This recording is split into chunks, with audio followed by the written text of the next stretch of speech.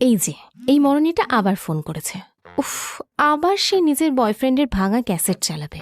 মনে হচ্ছে ফোনটা কেটে দিই, কিন্তু কি করব, বেস্ট ফ্রেন্ড বলে কথা। হ্যালো, বল।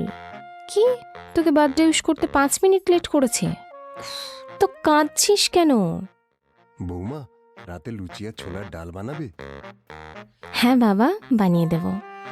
দুপুরে 1000টা পদ রান্না করেছি, তারপরও কি আর রাত্রেবেলায় গরমে কারো রান্নাঘরে ঢুকতে ইচ্ছা করে? উফ, ভাল লাগে না। কিন্তু কি করব, শ্বশুরমশাই বলেছেন, না বলি কি করে। কালকে পাশের বাড়ির বৌদি আমার একটা শাড়ি তার খুব পছন্দ হয়েছে। বিশ্বাস করো, শাড়িটা দেবার আমার বিন্দু মাত্র ইচ্ছা ছিল না, কিন্তু কি করব, না বলতেই পারলাম না, বলেই বসলাম, আরে বৌদি তোমার যেটা পছন্দ সেটা নাও। সারাদিনে রান্নাবান্না সেরে সবার শেষে জাস্ট একটু খেতে বসেছি, অমনি আমার হাজব্যান্ড, চার্জারটা একটু এনে দেবে গো।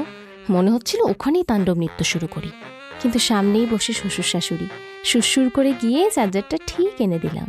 কি করব, সবার সামনে কি আর সিন ক্রিয়েট করতে ভালো লাগে?